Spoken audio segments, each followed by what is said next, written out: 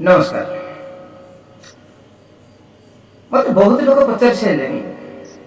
आचार्य आपण भगवान को विश्वास कर। अरे भाई ये साधारण शरीर गोटे कहीं भगवान को विश्वास कर भगवान को विश्वास करुच्ची किंतु तमें जो भगवान को खोजुच से भगवान मो पाखे ना से भगवान अच्छी बोली मु कहि पारुनी कि भगवान नाही बोली मु कहि पारुनी कहीं ना भगवान को आखि देखि परिबो नाही पाटी कहि परिबो नाही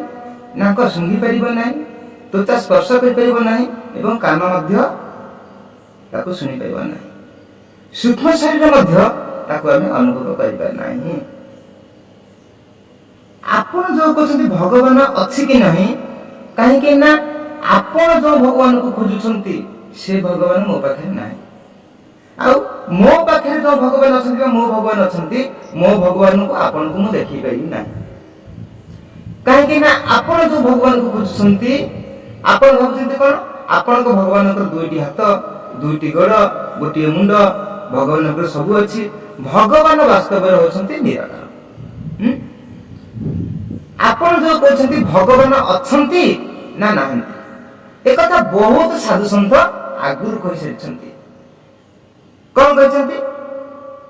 हे कहू तो हे नहीं कहा ना जाए हे नहीं के बीच में सहब्रह समान इति हाँ बेली मु कहि परिबि नाही एवं ना बेली कहि परिबि नाही कहीं के जो मना कर दोंची मो भीतर किए कहूची के तो जन अछंती किंतु एठी बड़ा प्रश्न उठुची कोन भगवान संसार को रचना करछंती ने संसार आगुरु ही अछि भगवान को जानिया पूर्वरु संसार जानिया पूर्वरु प्रथमे आसंतु निजको जानिबा इठी कथा आछि कोन संसारर आधार किए संसार अच्छी बेली प्रमाण कोन मु अछि बेली तमने शरीर आधार ये शरीर अछि माने संसार अछि शरीर नाही बेली किछि नाही जेमति हमें सोई पड़ला भितरे किछि जଣା पड़छि कि कोन से प्रतीत होछि कि कोन से अनुभव होछि कि स्पंदन कंपन किछि होछि कि किछि नाही जहा को समाधि अवस्था कहै जाउछि। संसार रा आधार है शरीर शरीर आधार है इंद्रिय जेहेतु मोर शरीर अछि मु बास केमि जानि परिबि स्पर्श केमि करि परिबि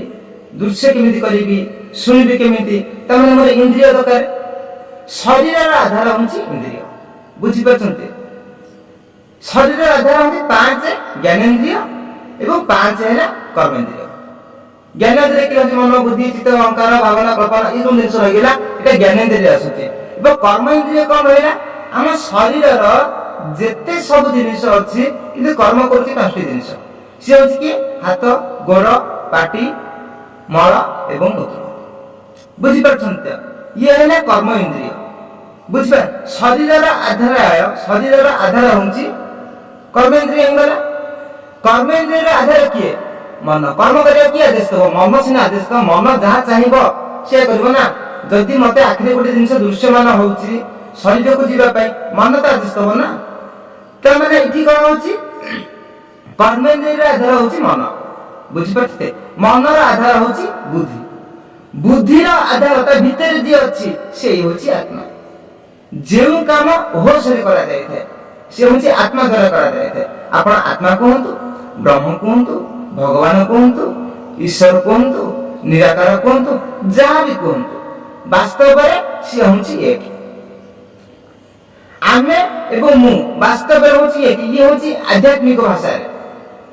कथा बुझि पर काहे कि ना वेद रे गोटे महावाक्य लिखा है हमर ख्याल पड़न ठीक से कोन हां तुम असी ये जो कथा लिखा है यार अर्थ होछि जे खोजुछंती जहा को खोजुछंती सिए वास्तव रे होछि एक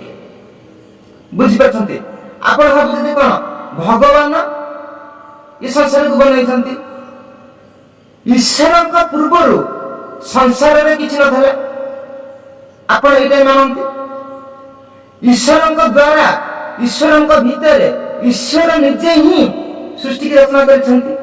ଯେହେତୁ ଈଶ୍ୱର ସୃଷ୍ଟିକି ରଚନା କରିଛନ୍ତି, ସୃଷ୍ଟିର କଣ କଣିକାରେ ଈଶ୍ୱର ନାହାନ୍ତି କି? କଥାଟା ବୁଝିପାରୁଛନ୍ତି? କାହିଁକି ନା ଈଶ୍ୱର ଏଠି ଦ୍ୱୈତ ନୁହନ୍ତି ଆଜ୍ଞା, ଆଦ୍ୟ। ଈଶ୍ୱର ଏଠି ଭିନ୍ନ ନୁହନ୍ତି ଆଜ୍ଞା, ଅଭିନ୍ନ।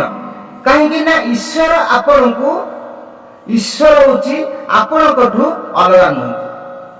କଥାଟା ବୁଝିପାରୁଛନ୍ତି? ଏଠି ସଂସାରରେ କଣ ଯିଏ ଖୋଜୁଛନ୍ତି, ଯାହାକୁ ଖୋଜୁଛନ୍ତି ସିଏ ହଉଛି ବାସ୍ତବରେ ଏକ ଆଜ୍ଞା। ଭଗବାନ କହିଲେ ନିରାକାର। ନା ନେତ୍ର ତାକୁ ଦର୍ଶନ କରିପାରିବ, ନା ବାଣୀ ତାକୁ ବର୍ଣ୍ଣନ କରିପାରିବ, ନା ନାସା ତାକୁ ସୁନ୍ଦନ କରିପାରିବ, ନା ତ୍ୱଚା ତାକୁ ସ୍ପର୍ଶ କରିପାରିବ, ନା ସୂକ୍ଷ୍ମ ଶରୀରରେ କାହାକୁ ଅନୁଭବ କରିହବ। ବୁଝିପାରୁଛ? ନା କାନ କୌଣସି ଶବ୍ଦକୁ ଗ୍ରହଣ କରିପାରିବ। ଏଇ ହଉଛି ନିରାକାର, ଏଇ ହଉଛନ୍ତି ଭଗବାନ।